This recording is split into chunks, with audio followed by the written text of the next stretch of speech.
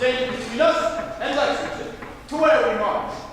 30,000 men who wish to destroy the Union and to limit the beneficiaries of a freedom for all. Together, our regiments total 6,000. Other than the 98th Ohio, we are all 6,000 Hoosiers, all sons of Indiana. The 16th, the 55th, the 65th, and 69th, 71st, and of course, gentlemen, the 12th Indiana. Yeah! 6,000 against 30. Men, the odds are against us, but Providence is with us. Nature, law, and morals are arrayed along the side of truth, in whose defense we are engaged. Some men, we may be fresh, we may be few, but may we fight to the death if duty demanded to protect that truth which is our standard. The enemy approaches, and will soon be within range. Prepare to dominate this field, men. And when our smoke clears, may we see the sweet stripes of freedom waving victoriously on our side. Soldiers of the 12th Indiana, ready! Aim!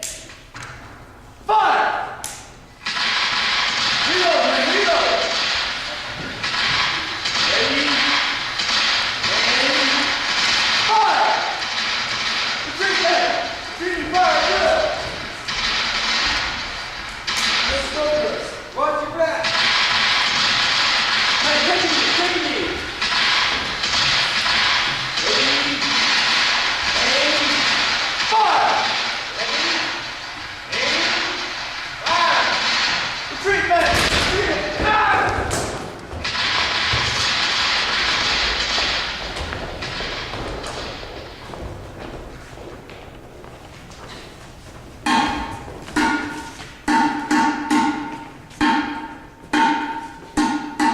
Well, hello, Aaron. You alright, Pop? Sure, I'd be okay. All's hunky-dory. What you doing for, Papa? Well, I'd be doing my morning calisthenics, son. What are calisthenics? Well, they'd be exercises. We should do them oftener. Why? That'll make us strong and fit for battle, and for you to burn off all that energy you've been getting from them sweets. Well, okay. So what kind will it be, little yank? Hound dog. Hound dog? Whorehound it is. So, other than eating these forbidden sweets, what have you been doing today? Nothing. Nothing? Ha! There ain't no such thing as nothing.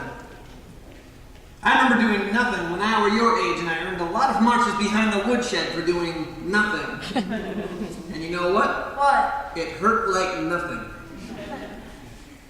Your pappy gives you a whipping? The pappy? I don't recall. No, all of my corp lessons come from old Willie. You remember old Willie? Who's old Willie? William Conwell, the man your grandma hitched. Why? Well, on account my pappy went to the Purleys when I was 6. It's not long after that I had to answer to old Willie. Old Willie? Why is he old Willie? Well, on account my late pappy were a William, my baby brother were a William, and my mom's new husband were a William. I got the yaps from confusing all the Williams, so I had to call him something different to keep it straight in my head. Of course, I didn't call him old Willie to his face, or else I probably would have earned another march to the woodshed. Meaning I would have got whipped. Oh. So as soon as I turned 13, I was compelled to take care of myself. So I left home and went out to be a man. You leave home when you was 13? Oh, don't worry. I'll let you stick around till you was at least 14. What did you do when you run away from home, Papa? I didn't run away. I just growed up and left. I worked hard and helped some nice folks with their chores and farming. You run away from home just to do chores? Chores is necessary if you want to eat, little yank. If you don't work, sooner or later you run out of buttons. Papa? Yes, Aaron? What was war like? Come on, Aaron, let's go play soldiers, come on! What was war like?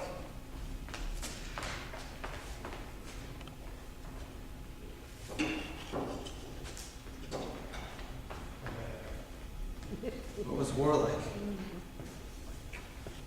How do you answer that?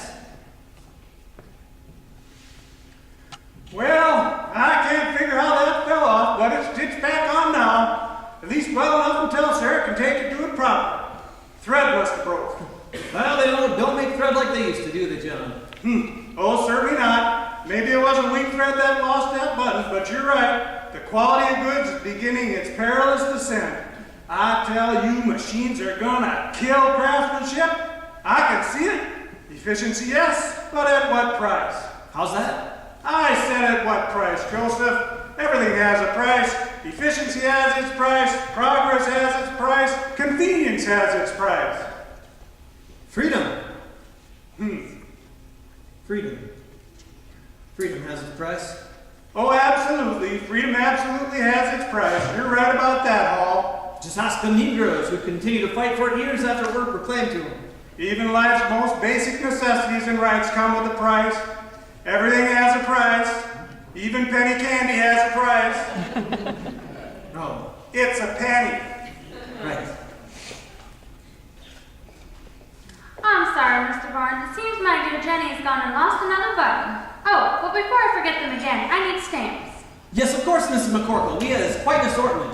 What count did you need? 6 2-cent stamps, Mr. Hall. Thank you. I have several letters to write, keep in touch with my family out east. We'll put the 12 cents on your account. Thanks a lot, Mrs. McCorkle. Have a nice day. Mrs. McCorkle, Yes, Mr. Barnes? didn't you forget something? No, I don't think so. I've got me stamps this time, and stamps aplenty thanks to Mr. Hall. How about that button? Oh, yes, the button. How airy of me. We certainly can't have Jenny running around with her missing button now, can we? Neighbors would have quite the small talk if she was seen streaking through town. Thank you, Mr. Hall. Add to my account, Mr. Barnes. Everything has a price, Joseph. Coffee, beans, stamps, even candy and buttons come with their price.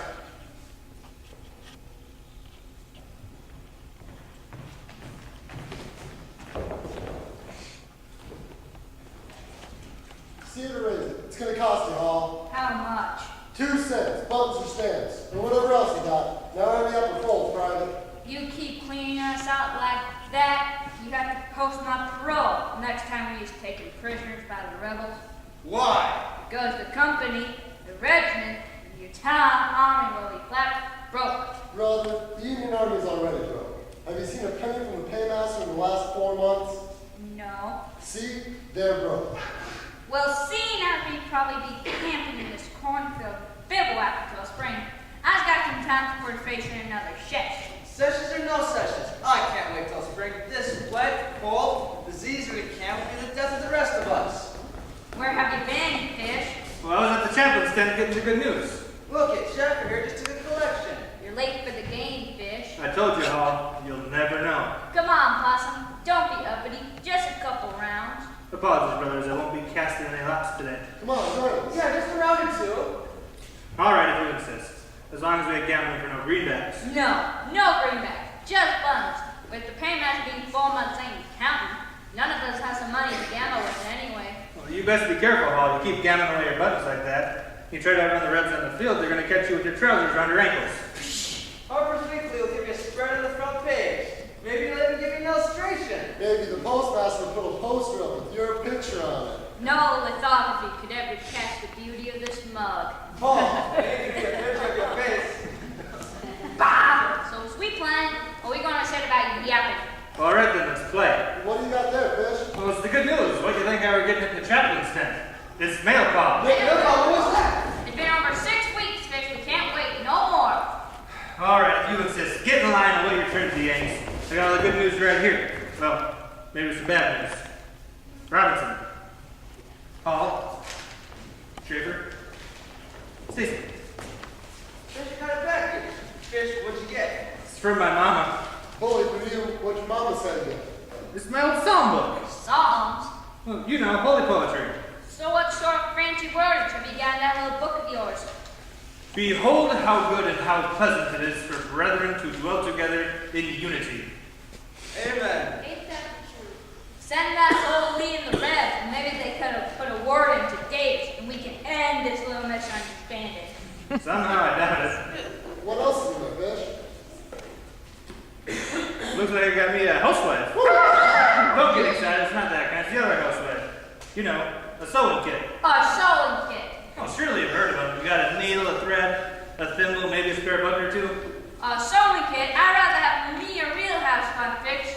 Looks like your mama don't want you running around with holes in your britches. Fisher, do you even know how to sew? Brothers, you best believe I can sew. How about you start by stitching this union back together? You're blowing smoke. That ain't gonna happen. Hey, it were a needle and thread that stitched our striped and spangled banner, so don't you be a doubter. First I'll mend the union, then I'll mend the entire world.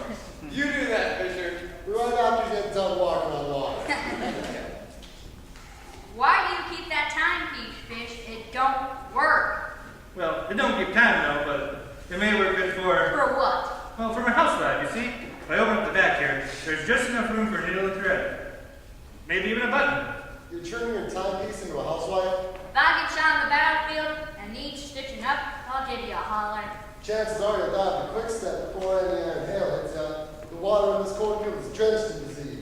Maybe the drainbacks will draw blood after all. I reckon it's a great back, all right. Anyone else got crumbs falling on them? I reckon we all do. Well, grab your fastest, make a circle in the mud, and ain't keep the fun. All right. First one out of the circle takes the lot. On the count of 3, release your beast. 1, 2, 3. Got it. Yeah. Follow those bears. You got plenty more where he came from. Work on bringing something with more speed. Now pay up. What's going on, soldiers? At ease. We're racing our body lights, Captain Bowman, sir. Racing body lights in place of bets. Soldiers, I'm appalled and I'm disgusted. How could you race Bragg's bodyguard and not even think of inviting me? I've got a purebred champion in my beard, and that's just it. Sorry, sir. We'll make sure to send you a dispatch next time we race our body lights. I should hope so. Why, I can teach you all a thing or two about racing body lights.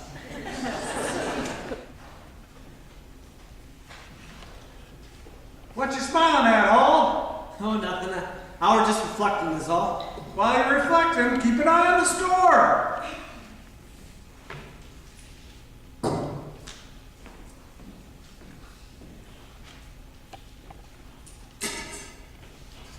Ah, cool.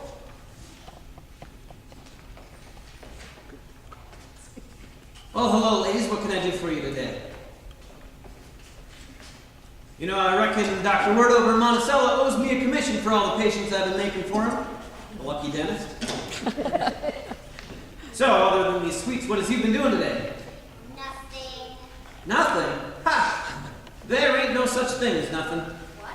Nothing don't exist. You see, if nothing existed, then it would cease to be nothing. Therefore, we can conclude that nothing don't exist. You got the yaps. Ah, forget it. So there's nothing to do outside? No. The boys don't let us play soldiers with them. They say we can't play war. Well, that ain't true. It ain't. Sure it ain't. There was lots of nurses in the war. Women from this county joined the Indiana Sanitary Commission and helped us soldiers. Great women like Eliza George Well, and... they said girls can't be soldiers. Well, that ain't true neither. It ain't, but I didn't know women could be soldiers. Well, they can't. They ain't supposed to. But that don't mean they didn't. You see, there were some women who cared so much about the war that they dressed up as men so as they could fight. They did. Sure they did. And you know what? There was some men who dressed up as women so as they wouldn't have to fight. It's true. So you go to that, tell that to them boys. Maybe they'll let you play. Dismissed. Dismissed.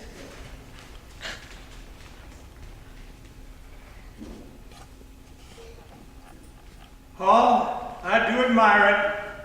I do admire your ability to put a smile on a young one's face and light up the town. What? Every kid in town loves you, Joseph. Well, they shouldn't. What are you talking about? Why shouldn't every kid love you? Well, on account